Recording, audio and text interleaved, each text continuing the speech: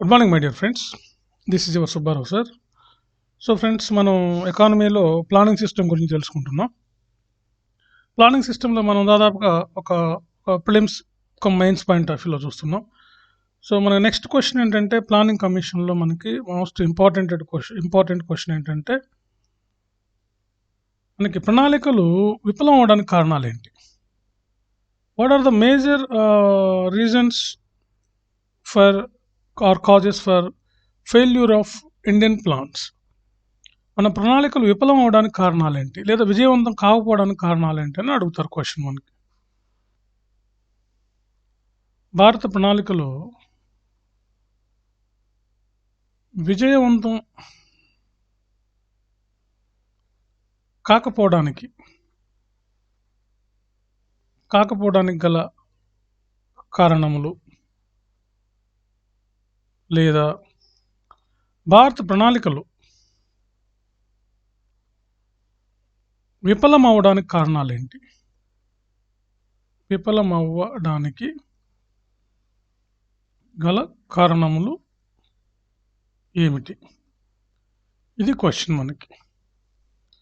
So what are the causes for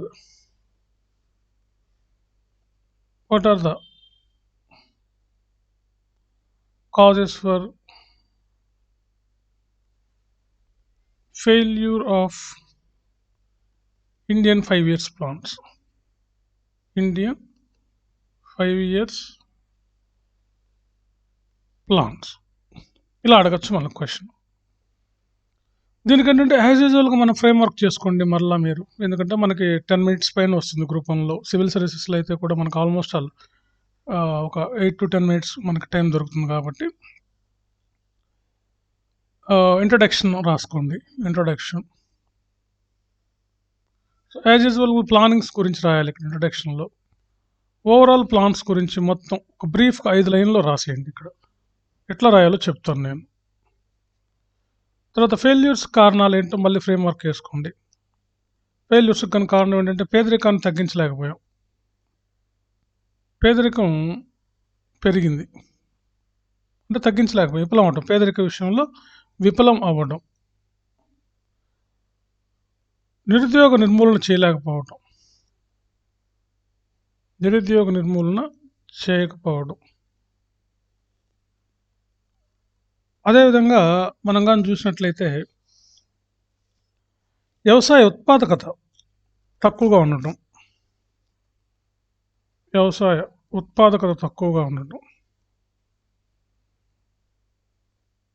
తర్వాత ఆహార భద్రత కల్పించలేకపోవడం,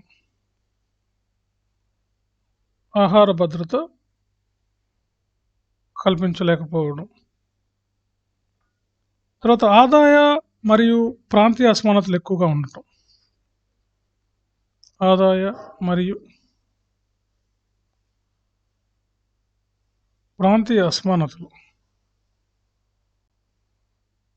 ఎక్కువగా ఉండటం,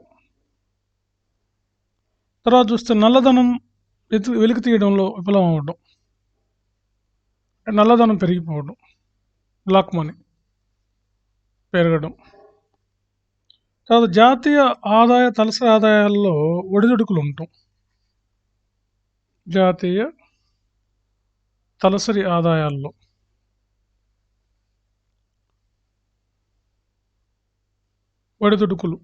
ఉండటం. ఓకే. తర్వాత ఇంకా మనం కానీ చూసినట్లయితే దీంతో పాటుగా ఇంకా కొన్ని పాయింట్స్ కూడా మనం రాయొచ్చు. ఏంటంటే, సరైనటువంటి పారిశ్రామిక అభివృద్ధి తక్కువగా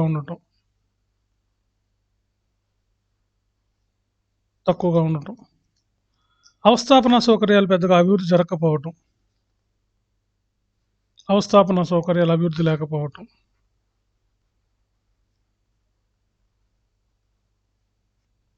తర్వాత మనం పెట్టుబడులు సరిగ్గా లేకపోవడం, ప్రణాళికల నిర్వహణకు పెట్టుబడులు సక్రమంగా లేకపోవడం.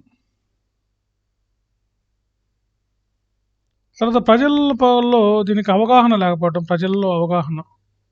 అంటే ప్రజల యొక్క భాగస్వామ్యం లేకపోవటం అని రాయొచ్చు మనం. ఇలా మనం చాలా పాయింట్స్ రాయొచ్చు. మినిమం అయితే 8 to 10 పాయింట్స్ రాయాలి ఫ్రెండ్స్. ఇప్పుడు డిస్కస్ చేద్దాం ఈ క్వశ్చన్ గురించి. జవాబు ఎట్లా రాయాలి, ఆన్సర్ ఎట్లా రాయాలనేది.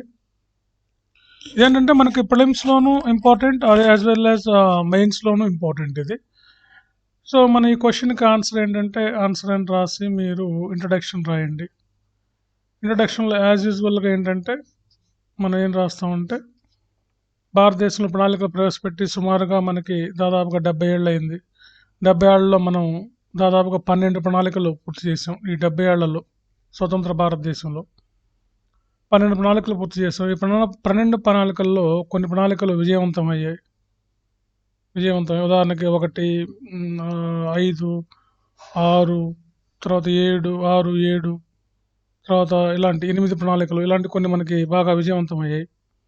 అదేవిధంగా 10, 9, 10, 11, 12 ప్రణాళికలు కొంతవరకు విఫలమయ్యాయని చెప్పొచ్చు. సో, ఎందుకు ప్రణాళికలు విఫలమయ్యాయి అనేది మనకి ఇక్కడ క్వశ్చన్ అనమాట.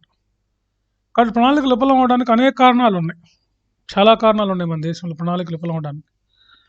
పెట్టుబడులు కొరతగా ఉండటం, తర్వాత ప్రభుత్వ యొక్క విధానాలు, తర్వాత ప్రజల భాగస్వామ్యం లేకపోవడం, ఇలాంటి చాలా కారణాలు, సామాజిక, ఆర్థిక, వ్యవస్థాపూర్వక కారణాలు చాలా ఉన్నాయి ప్రణాళికలు విఫలం అవ్వడానికి మన దేశంలో.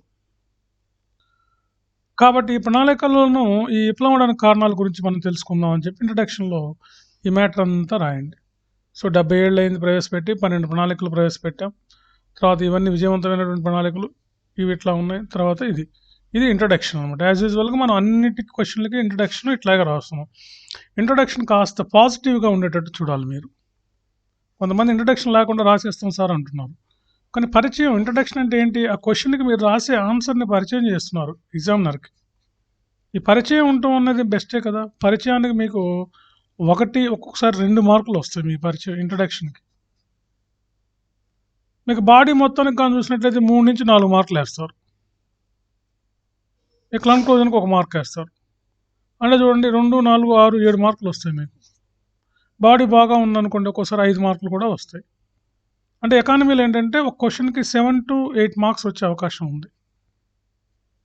మినిమమ్ అంటారా 5-8 తెచ్చుకోవడం పెద్ద కష్టం కాదు. ఈ మధ్యలో తెచ్చుకోవచ్చు మీరు. మీకు యావరేజ్‌గా ఒక 6 మార్కులు వచ్చిన ఒక క్వశ్చన్‌కి మీ సర్వీస్ వస్తుంది. 15 questions 15 into 6 90 marks. Okay friends. అదేవిధంగా ఇదే టాపిక్ మనకు ప్రిలిమ్స్‌లో ఉంది కాబట్టి ప్రిలిమ్స్‌లో ప్లాన్స్ గురించి వస్తాయి కాబట్టి మనం వరుసగా రోజు చదువుతున్నాం కాబట్టి ప్రణాళికల్లో కూడా మీరు ప్రిలిమ్స్‌లో కూడా మీరు బాగా రాయొచ్చు. మరి విఫలం అవ్వడానికి కారణాలు అని సబ్ హెడ్లైన్ పెట్టండి. విఫలం అవ్వడానికి కారణాలు. అవ్వడానికి గల కారణములు. విఫలం అవ్వడానికి కారణాలు. సో, మేజర్‌గా విఫలం అవ్వడానికి మనకి ప్రధానంగా కారణాల్లో ఫస్ట్‌ది ఏంటంటే పేదరికాన్ని నిర్మూలించడంలో విఫలం అవ్వటం మనం. పేదరికాన్ని నిర్మూలించడంలో విఫలం అయ్యాం. ఎందుకంటే మన ప్రణాళికలు మొదటి ప్రణాళికలోను, తర్వాత 3లోను, తర్వాత 4, 5, తర్వాత 9, 10 అన్ని ప్రణాళికల్లో 11, 12 అన్ని ప్రణాళికల్లోనూ పేదరికానికి తగినటువంటి ప్రాధాన్యత ఇచ్చాయి. ఎక్కువ ఎలొకేషన్ చేసి సామాజిక రంగం పైన ఎక్కువ పెట్టుబడులు పెట్టాయి. అయినప్పటికీ పేదరికాన్ని మనం తగ్గించడంలో కొంతవరకు విఫలమయ్యామని చెప్పొచ్చు. స్వాతంత్రం వచ్చినప్పుడు మన దేశంలో పేదరికం 60% ఉంటే ప్రస్తుతం 2019, 20 నాటికి గాని చూస్తే మనం ఇది 21% ఉంది పేదరికం. 21.9% ఉంది. అంటే మన పేదరికాన్ని అనుకున్న స్థాయిలో ప్రణాళికల ద్వారా తగ్గించలేకపోయాము. కాబట్టి పేదరికాన్ని భారీగా తగ్గించడంలో మనం విఫలమయ్యాం. ఎందుకంటే మనం 10వ ప్రణాళికలో చూడండి పేదరికాన్ని దాదాపుగా 15% తగ్గించాలన్నారు. 11వ ప్రణాళికలో కూడా 10% తగ్గించాలి. 12వ ప్రణాళికలో కూడా 10% తగ్గించాలన్నారు.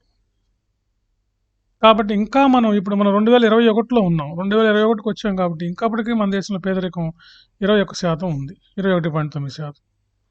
అంటే దేశంలో 21.9% మంది కనీస అవసరాలైనటువంటి ఫుడ్డు, క్లాత్, షెల్టర్‌తో పాటుగా వీళ్ళకి మన్నిక గల వస్తువులు అందుబాటులో లేవు. బ్రాండెడ్ గూడ్స్ మన్నిక గల వస్తువులు అందుబాటులో లేవు. అదేవిధంగా వీరికి వైద్య ఖర్చులు, విద్యా ఖర్చులు కూడా అందుబాటులో లేవు. అదేవిధంగా పక్కా ఇళ్ళు లేవు వీళ్ళకి. పక్కా ఇళ్ళు అంటే మనకి సిమెంట్‌తో కట్టినటువంటి ఇళ్ళు. పక్కా ఇళ్ళు కూడా అందుబాటులో లేవు. అదేవిధంగా కాళ్ళకి చెప్పులు లేవు, శాండిల్స్, మరైనటువంటి శాండిల్స్ ఫుట్వేర్ కూడా వీరికి అందుబాటులో లేదు. సో, కాబట్టి ఈ పక్కా ఇళ్ళు లేకపోవడం, ఇవన్నీ లేకపోవడం కూడా పేదరికానికి కారణాలే. ఇలాంటి వాళ్ళు ఇంకా 21.9% ఉన్నారు. కాబట్టి మన ప్రణాళికల్లో మనం కొంతవరకు పేదరికాన్ని తగ్గించడంలో విఫలమయ్యామని చెప్పక తప్పదు. కాబట్టి ఫస్ట్ పాయింట్ అట్లా రాయాలి ఫ్రెండ్స్. నెక్స్ట్ సెకండ్ చూడండి. సెకండ్ కానీ చూస్తే నిరుద్యోగం. నిరుద్యోగ నిర్మూలనలో కూడా మనం విఫలమయ్యాం. నిరుద్యోగ నిర్మూలనలో విఫలం. స్వతంత్రం వచ్చినప్పుడు మన దేశంలో నిరుద్యోగులు దాదాపుగా చాలా ఎక్కువ మంది ఉన్నారు. నిరుద్యోగులు 30 మిలియన్ల దాకా ఉన్నారు దగ్గరగా. మనకు కానీ ఆర్థిక సంస్కరణలు ప్రవేశపెట్టిన నాటికి కానీ దేశంలో నిరుద్యోగులు కానీ చూస్తే 26 మిలియన్ల మంది ఉన్నారు. ప్రస్తుతం కానీ చూస్తే సుమారుగా 17.5 మిలియన్ల మంది నిరుద్యోగులు ఉన్నారు. నిరుద్యోగిత రేటు కానీ చూసినా 6.1% ఉంది మనకి 2019-20 నాటికి, అంటే 2020 నాటికి ఎన్ఎస్ఎస్ఓ వాళ్ళ రిపోర్ట్ ప్రకారం 6.1% ఉంది నిరుద్యోగిత రేటు. నిరుద్యోగిత రేటు అంటే ఎట్లా కనుక్కుంటా ఉన్నాం? పనిచేసే శ్రామికులు అంటే వర్క్ ఫోర్స్ అనమాట. పనిచేసే శ్రామికులు బై మొత్తం శ్రామికులు ఇంటూ 100 వేస్తే మనకి అన్ఎంప్లాయ్మెంట్ రేట్ వస్తుంది. సో అన్ఎంప్లాయ్మెంట్ రేట్ మన దేశంలో ఇంకా 6.1% ఉందంటే ఇది ఎక్కువ. ఎన్ఎస్ఎస్ఓ వాళ్ళ సర్వే ఏం చెప్తుందంటే ఒక 40 సంవత్సరాల క్రితం ఎలా ఉందో దేశంలో ఉపాధి కల్పన 40 ఇయర్స్ బ్యాక్ ఎలా ఉందో ప్రస్తుతం కూడా అలాగే ఉంది అని మనకి సర్వేలు చెప్తున్నాయి. కాబట్టి నిరుద్యోగాన్ని నిర్మూలించడంలో మన దేశంలో విఫలమయ్యాం ప్రణాళికల ద్వారా. నిరుద్యోగ నిర్మూలనకు ఇప్పుడు 6వ ప్రణాళిక, 7వ ప్రణాళికల్లోనూ, తర్వాత 10, 11, 12 ప్రణాళికల్లోనూ నిరుద్యోగానికి పెద్దపీట వేశాం. ముఖ్యంగా ఈ 2 ప్రణాళికల్లో ఎక్కువ ప్రయారిటీ ఇవ్వడం జరిగింది. అయినప్పటికీ నిరుద్యోగాన్ని పూర్తిగా నిర్మూలించడంలో భారత ప్రభుత్వం కొంతవరకు విఫలమైంది ప్రణాళికల కాలంలో అని చెప్పక, కొంతవరకు విఫలమైందని చెప్పక తప్పదు. ఇలా ఉండాలి ఫ్రెండ్స్ మీ విశ్లేషణ. నెక్స్ట్ చూడండి, ఆహార భద్రత కల్పించడం. ఆహార భద్రత కల్పించడంలో విఫలం. మన దేశంలో ఇప్పటికీ అంటే 2019-20 డిసెంబర్ నాటికి కానీ చూసినట్లయితే ఇప్పటికీ మన దేశంలో 53% మంది పైగా మనకి బీపీఎల్ ఫ్యామిలీ కింద ఉన్నారు. వీళ్ళలో దాదాపుగా అంటే మన దేశంలో దాదాపుగా 43% మందికి ఒక రోజుకి 2 పూట్ల భోజనం కూడా లభిస్తుందో లేదో కూడా తెలియదు. కాబట్టి ఇంకా 21.9% మందికి అసలు కనీస అవసరాలే లభించట్లేదు మన దేశంలో. కనీస అవసరాలు, ఫుడ్, క్లాత్, షెల్టర్ లాంటివి. మనకి ఆహార భద్రతా మిషన్, ఫుడ్ సెక్యూరిటీ మిషన్ అనేది మనకి 2011లో తీసుకొచ్చారు. 2013లో ఆహార భద్రతా చట్టం, ఫుడ్ సెక్యూరిటీ యాక్ట్, ఆహార భద్రతా చట్టం తీసుకొచ్చారు. ఈ చట్టం ఏం చెప్తుందంటే భూమి మీద నివసించే ప్రతి పౌరుడికి 2 పూట్ల భోజనం పెట్టడం, 2 పూటలు భోజనం పెట్టడం ప్రభుత్వం యొక్క బాధ్యత అని చెప్పారు. కాబట్టి ఆహార భద్రత, ఫుడ్ సెక్యూరిటీ కల్పించడంలో కూడా ప్రభుత్వం విఫలమైందని చెప్పి మనం చెప్పగా తప్పదు. ఇప్పటికీ మన దేశంలో ఆకలి చావులు ఉన్నాయి. ఆకలి చావుల్లో మనం కానీ ప్రపంచ దేశాల్లో కానీ చూస్తే మనం సుమారుగా 180వ స్థానంలో ఉన్నాం. అంటే మన దేశంలో ఆకలి చావులు ఇంకా స్ట్రావేషన్స్ అంటారు ఇంగ్లీష్లో, హంగర్ డెత్స్ అన్నమాట. హంగర్ డెత్స్ మనకి ఎక్కువగా ఉన్నాయి మన దేశంలో. కాబట్టి ప్రణాళికల్లో మనం ఆహార భద్రత కల్పించలేకపోయాం. ఇందులో కూడా మనం విఫలమయ్యామని చెప్పక తప్పదు. తర్వాత కానీ చూస్తే ఆదాయ అసమానతలు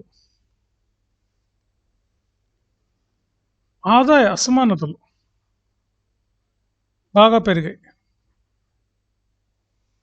ఆదాయ అసమానతలో చూస్తే ధనికులకు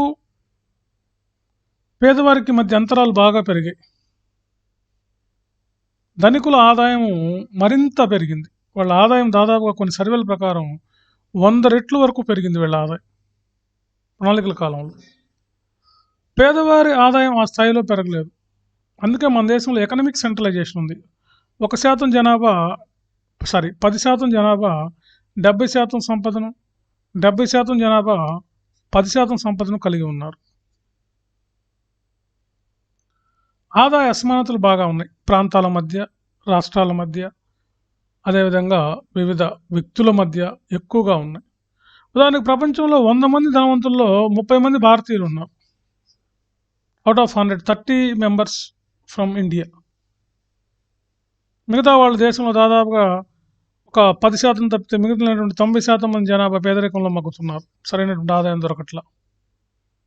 కాబట్టి ఆదాయ అసమానతలు కూడా బాగా పెరిగాయి. దీనివల్ల సామాజిక అసమానతలు కూడా బాగా పెరిగాయి. సోషల్ ఇన్ఈక్వాలిటీస్ బాగా పెరిగాయి. దీనివల్ల అనేక సమస్యలు ఉత్పన్నమయ్యాయి దేశంలో.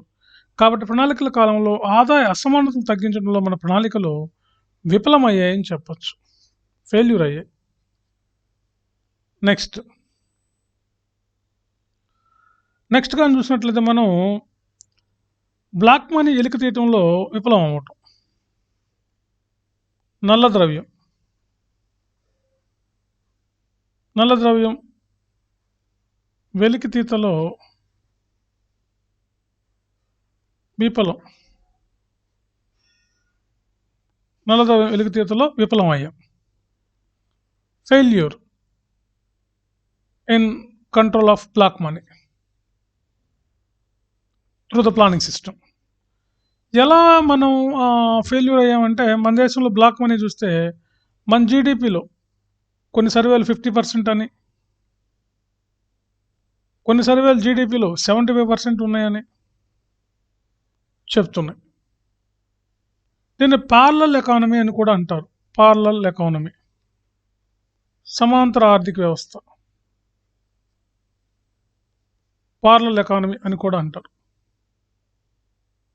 కాబట్టి నల్ల ద్రవ్యం అన్ని రంగాల్లోనూ, ప్రధానమైనటువంటి అన్ని రంగాల్లోనూ నల్ల ద్రవ్యం పేరుకుపోయింది.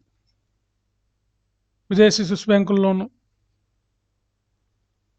ఇటీవల మీరు కానీ చూస్తే వికీలీక్స్ అనేటువంటి ఒక సంస్థ భారతదేశం 75% నల్ల ద్రవ్యం ఉందని చెప్తున్నాయి.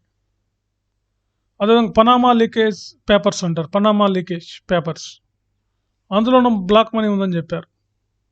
స్విస్ బ్యాంకుల్లో ఉండే అన్ని మేజర్ అకౌంట్లన్నీ కూడా ఇండియన్స్ అని చెప్తున్నారు. కాబట్టి ఈ బ్లాక్ మనీని, అంటే ఏదైతే మనం పన్ను చెల్లించకుండా మనం దాచిపెట్టేటువంటి ద్రవ్యాన్నే బ్లాక్ మనీ అంటారు. Unauthorised money or unaccountable money in the tax authority. That money is known as black money, which money is not registered under taxable authority or tax authority. కాబట్టి దీని బ్లాక్ మనీ. ఇది black money బాగా పెరిగిపోయి మన దేశంలో 1,75,000 175 మన బడ్జెట్లో 75% ఉంటుందని అంటున్నాం. కాబట్టి ఇందులో కూడా మనం విఫలం అయ్యాం. ఓకే ఫ్రెండ్స్, నెక్స్ట్గా చూసినట్లయితే మనం జాతీయ తలసరి ఆదాయాల్లో ఒడిదుడుకులు. జాతీయ తలసరి ఆదాయాల్లో ఒడిదుడుకులు. ఒడిదుడుకులు అంటే ఏంటంటే ఫ్లక్చువేషన్స్, అంటే పెరగడం తగ్గటం, ఇట్లా పెరగటం మళ్ళీ తగ్గటం, వి షేప్ అన్నమాట. సో పెరగడం తగ్గడం ఎక్కువ కనిపిస్తుంది. కొన్ని సంవత్సరాల్లో ఎక్కువగా ఉంది. మన వృద్ధి రేటు కానీ, జాతీయ ఆదాయ వృద్ధి రేటు చూస్తే ఎక్కువగా ఉంది. మనకి 2000 మనం కానీ చూసినట్లయితే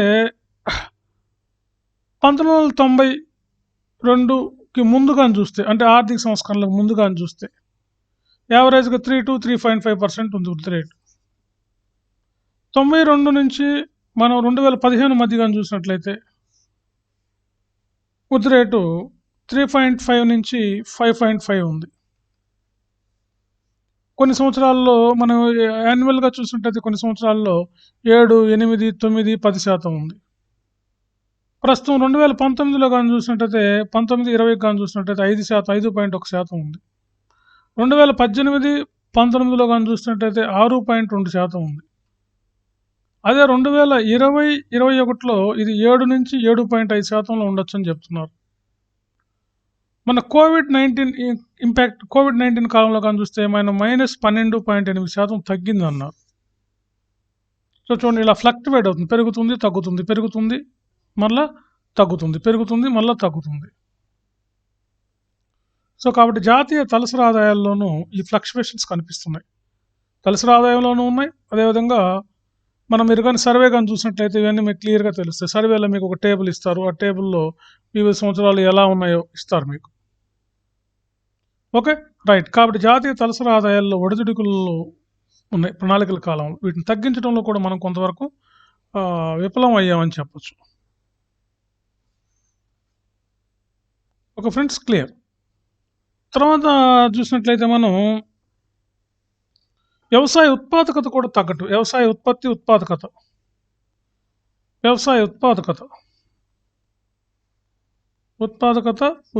రెండు తగ్గటం, అంటే అనుకున్న స్థాయిలో పెరగలేదు. వ్యవసాయ ఉత్పాదకత చూస్తే మనకి అమెరికా, చైనా లాంటి దేశాలతో పోలిస్తే, ఉదాహరణకి వీట్ తీసుకోండి. అమెరికాలో ఒక హెక్టార్కి దగ్గరగా 10,000 కేజీలు పండుతున్నాయి అక్కడ. మన దేశంలో వీటు ఒక హెక్టార్కి దగ్గర 3,250 కేజీలు మాత్రమే ఉన్నాయి. ఇదే చైనాలో అయితే, ఇదేమో అమెరికా, ఇది ఇండియా, ఇది చైనా. చైనాలో అయితే ఒక హెక్టార్కు దగ్గరగా ఒక 6,000 కేజీల వరకు వీట్ పండుతుంది. కాబట్టి ప్రణాళికల కాలంలో మనకి మొదటి ప్రణాళిక వ్యవసాయ రంగానికి ప్రాధాన్యత ఇచ్చింది, ఫస్ట్ ప్లాన్. అక్కడి నుంచి మనకు ప్రతి ప్రణాళికలోని వ్యవసాయానికి ఎంతో కొంత నిధులు కేటాయిస్తూనే ఉన్నారు, ఎలొకేషన్స్ ఫర్ అగ్రికల్చర్ డెవలప్మెంట్. అయినప్పటికీ మనం అనుకున్నంత మేరకు వ్యవసాయ రంగంలో ఉత్పత్తి పెరగలేదు. ఇందులో కూడా ఫ్లక్చువేషన్స్ ఉంటాయి. ఉదాహరణకి 2019-20లో కానీ చూస్తే సుమారుగా మనకి 287 మిలియన్ టన్నులు ఉన్నాయి. అంతకుముందు చూస్తే 275 మిలియన్ టన్నులు. ప్రస్తుతం 2020-21లో ఇవి సుమారుగా 297.3 మిలియన్ టన్నులు ఉండొచ్చు అని చెప్తున్నారు. కాబట్టి వ్యవసాయ ఉత్పత్తి కూడా అంత అనుకున్న స్థాయిలో ఏం పెరగలేదు. వ్యవసాయం మీద ఆధారపడేవాళ్ళు 1951లో మొదటి ప్రణాళిక కాలం నాటికి కానీ చూస్తే మన దేశంలో వ్యవసాయం మీద ఆధారపడేవాళ్ళు 70% ఉంటే, ప్రస్తుతం 2020 నాటికి కానీ చూస్తే వీళ్ళు 58% ఉన్నారు. పెద్దగా మార్పేం కనపడలే, కేవలం 12% తగ్గారు. వ్యవసాయ ఆదాయం కూడా బాగా తగ్గింది. ఎట్లా అంటే 1951లో జీడిపిలో వ్యవసాయ రంగం వాటా ఎంత ఉందంటే 70% ఉండేది. ఇది 2019-20 నాటికి కానీ చూస్తే ఇది 17.5% తగ్గింది. స్థిర ధరలు, ప్రస్తుత ధరలు అయితే ఇది 13% ఉంది, 13.1%. చూడండి వ్యవసాయం ఎలా వ్యవసాయం యొక్క ఆదాయం జీడిపిలో తగ్గింది ప్రణాళికల కాలంలో అని చెప్పచ్చు. తర్వాత కానీ మనం చూసినట్లయితే ఇంకా ఈ ప్రణాళికల కాలంలో కానీ చూసినట్లయితే పారిశ్రామిక అభివృద్ధి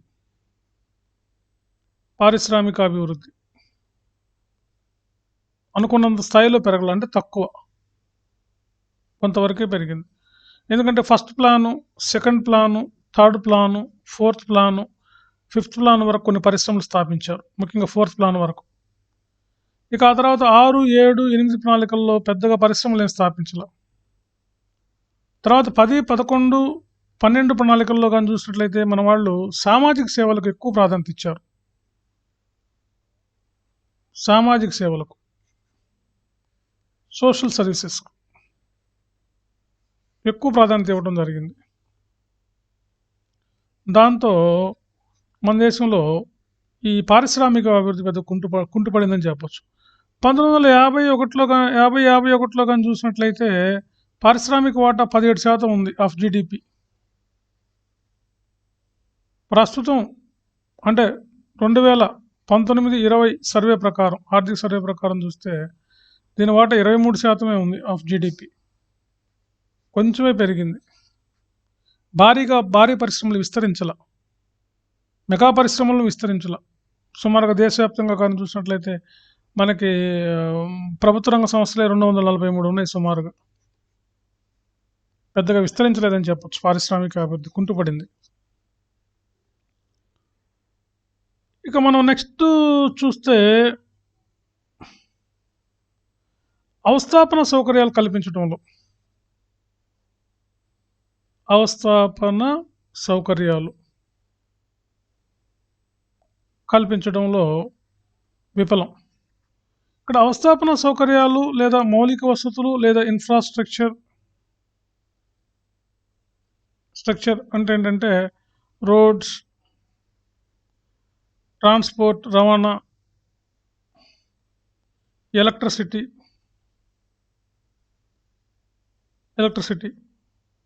తర్వాత గ్యాస్, కమ్యూనికేషన్స్, వీటిలో అనుకున్నంత స్థాయిలో మనకేమీ అభివృద్ధి కనపడలే ప్రణాళికల్లో. కాస్త కమ్యూనికేషన్స్ పర్వాలేదు. కాబట్టి ఇంకా మన దేశంలో 43% గ్రామాలు ప్రాపర్ రోడ్స్ లేవు. ఇంకా 40% of the villages not having even single bulb of electricity. Single bulb లేవను 2017 నాటికి కానీ చూస్తే, ఎందుకంటే ప్రణాళిక 12 అంతం 2017 నాటికి. అదేవిధంగా ప్యూర్ డ్రింకింగ్ వాటర్ ఇంకా 40% గ్రామాలు సుమారుగా not having proper pure drinking water, తాగునీరు లేవు. రోడ్లు లేవు, రవాణా లేదు, రవాణా కూడా తక్కువే ఉంది మనకి ఇంకా. అదేవిధంగా గ్యాస్ కానీ కమ్యూనికేషన్స్ కానీ ఇంకా గ్రామీణ ప్రాంతాలకు అందుబాటులో లేవు. కాబట్టి అవస్థాపన సౌకర్యాలు కల్పించడంలో కూడా ప్రణాళికలు కొంతవరకు విఫలమయ్యాయని చెప్పి మనం చెప్పచ్చు. అంతేకాకుండా ఇంకా మనం కానీ చూస్తే పెట్టుబడులు తక్కువగా ఉంటాయి మన ప్రణాళికల్లో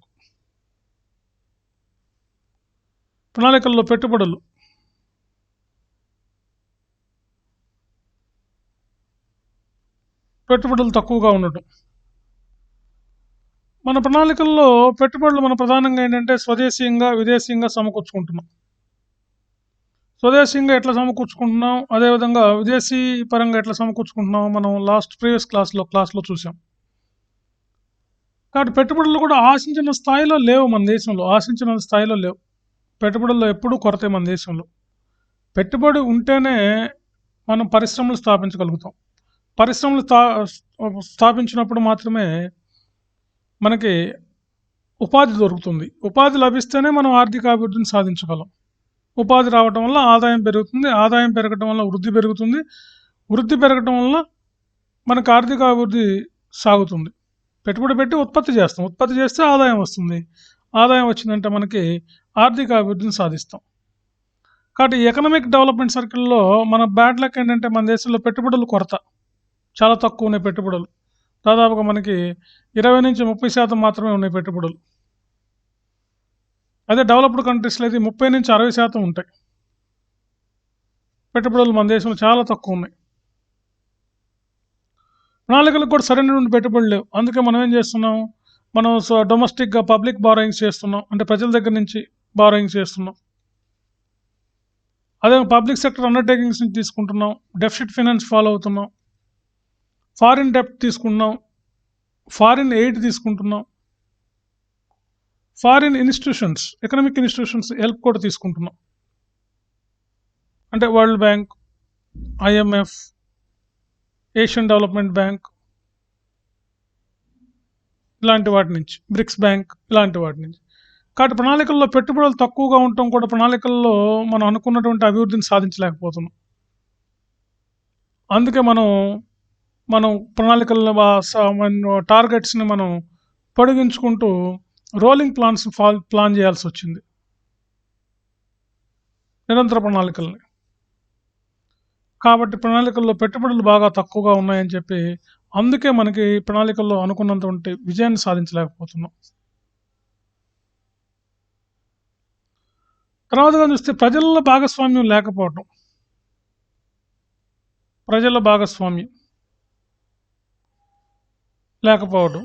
ప్రణాళికల్లో ప్రజల భాగస్వామ్యం లేదు. ఇంకా దేశంలో చాలామందికి మనం ప్రణాళిక సిస్టంలో ఉన్నామని తెలియదు. చదువుకున్న వాళ్ళకి, పారిశ్రామికవేత్తలకు, ఇలాంటి వాళ్ళకి తప్ప, ఆర్థిక శాస్త్రం చదివే విద్యార్థులకు తప్ప. కాబట్టి ప్రజల భాగస్వామ్యం లేకపోవడం, ప్రజల పార్టిసిపేషన్ లేదు ఇందులో, ప్రజల్లో అవేర్నెస్ లేదు ప్రణాళికల పట్ల. అందువలన కూడా మన ప్రణాళికలు విజయం సాధించట్లేదని చెప్పొచ్చు. ఇక దీంతో పాటుగా కరప్షన్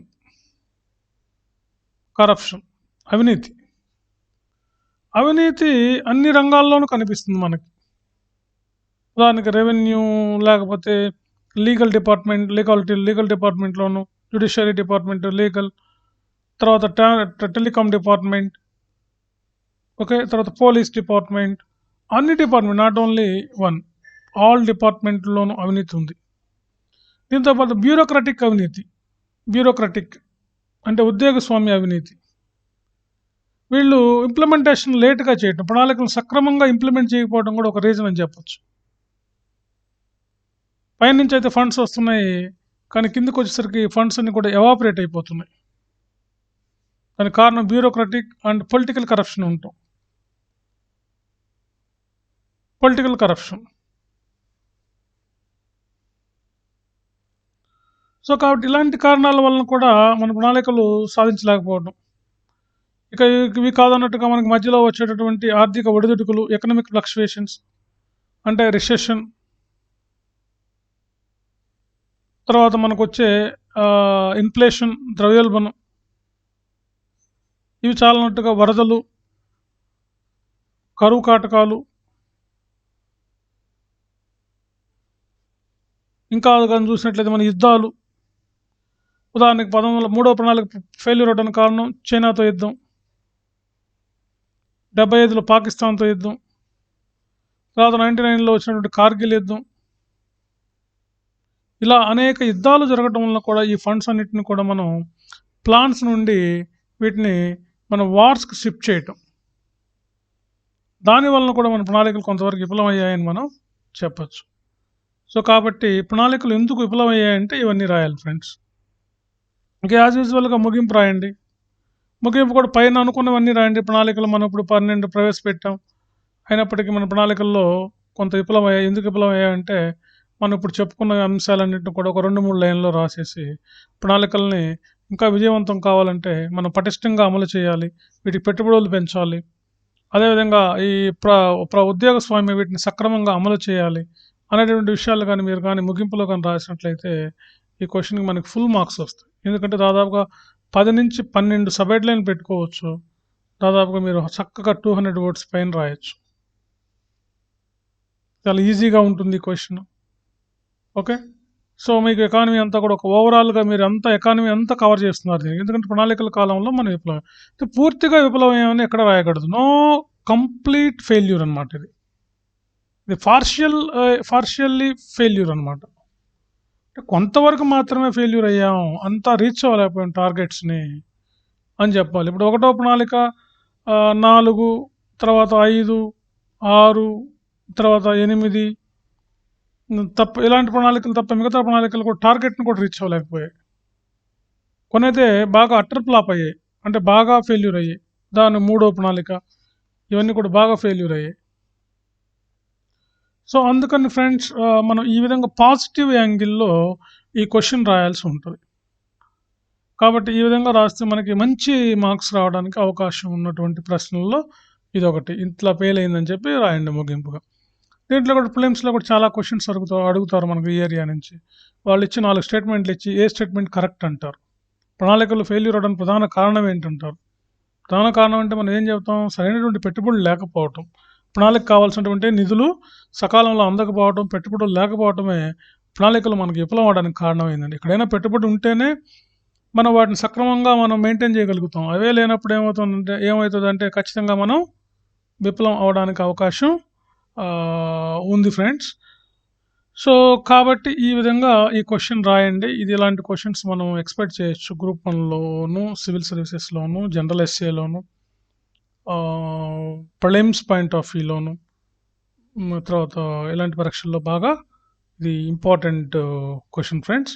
ఒకసారి దీన్ని మీరు 1-2 సార్లు రివిజన్ చేసుకోండి, సినాప్సిస్ రాసుకోండి, ఎనాలిసిస్ని జాగ్రత్తగా వినండి. వినటం వల్ల ఏంటంటే మీరు ఓన్గా రాసే కెపాసిటీ వస్తుంది మీకు. అప్పుడు మీరు ఖచ్చితంగా ఈ ఎగ్జామ్స్లో సక్సెస్ అవుతారు. ఇవన్నీ మనకి తెలిసిన అంశాలే, బట్ ఒక ప్లాన్గా మీరు విని నోట్ చేసుకోండి. తర్వాత మీరు ఏదైనా మీకు కొన్ని రిఫరెన్స్ బుక్ చెప్పే కాబట్టి ఆ బుక్స్ని ఫాలో అవ్వండి, వాటిని చూడండి. దాంతో మీకు ఈ టాపిక్ పట్ల మీకు మంచి క్లారిటీ వస్తుంది. Okay right. నెక్స్ట్ సెషన్లో మళ్ళీ మనం ఇంకొక దాంట్లో ఇంకొక క్వశ్చన్ డిస్కస్